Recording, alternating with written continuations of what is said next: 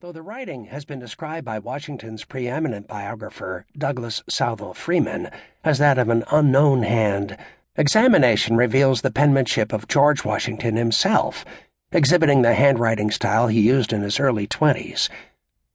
That the young man should register his own birth was emblematic of his emerging character. George Washington was a record-keeping animal. He noted and measured and wrote almost as naturally as he breathed.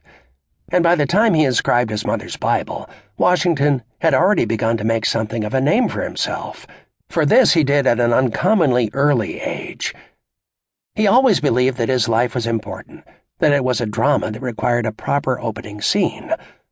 W. W. Abbott has observed that an attentive reader of Washington's papers has to be struck by the man's uncommon awareness of self, his strong sense that what he decided and what he did, and how others perceived his decisions and deeds, always mattered.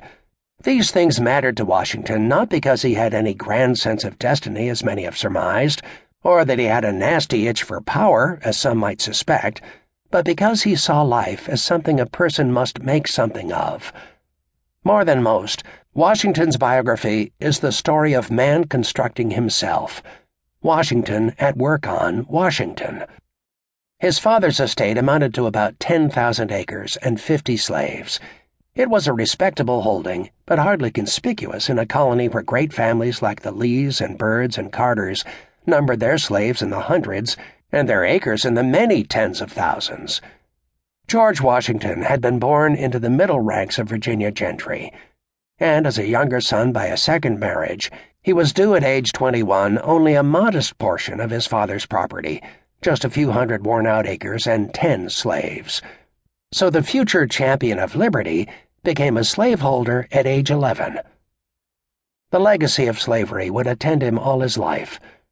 There were probably slaves in the room where he was born. Slaves stood by quietly as he lay dying 67 years later. John Washington had relied mostly on white indentured servants to work his tobacco fields, but in the half-century between the emigrant's death and the birth of his great-grandson, the Virginia colony had been transformed by the importation of tens of thousands of captive people from West Africa. By the time George Washington's childhood ended, Virginia's population approached 250,000, and as many as a third were enslaved blacks. Conditions of servitude were harsh. Coerced labor would allow some Virginians of the Revolutionary generation to live well and devote their energies to the pursuit of honor through public service.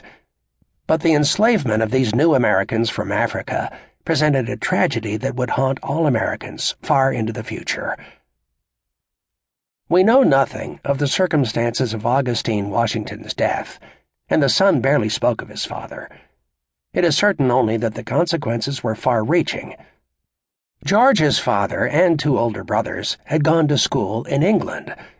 His own expectations of following them there were now dashed.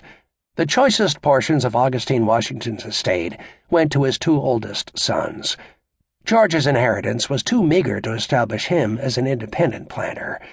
He would have to make his own way in the world. After Augustine Washington's death, George found himself at Ferry Farm with his mother and his 4 younger siblings. Fortunately, he did not lack a male figure on whom to model himself. His half-brother Lawrence, 14 years his senior, must have been the glorious embodiment of everything George hoped to be. Lawrence had worn a scarlet uniform, had sailed the ocean sea, heard the big guns roar, and seen men die in battle. He was an English-educated gentleman who had married into Northern Virginia's most important family. Lawrence had inherited the bulk of Augustine Washington's estate. He was also an able and highly ambitious man. He held the rank of major and served as adjutant general of the colony's militia. Fairfax County had sent him to the House of Burgesses. He was president of the Ohio Company, a vast western land speculation. Lawrence Washington must have seen promise in his little brother, for he set out to train him for success, starting George on the road he so eagerly followed to fame, wealth, and power. In 1740, Lawrence Washington had served as an officer of the Virginia Regiment in the disastrous British attack on Spanish Cartagena, a sorry episode in the War of Jenkins' Ear. Only 600 of the 3,500 Americans who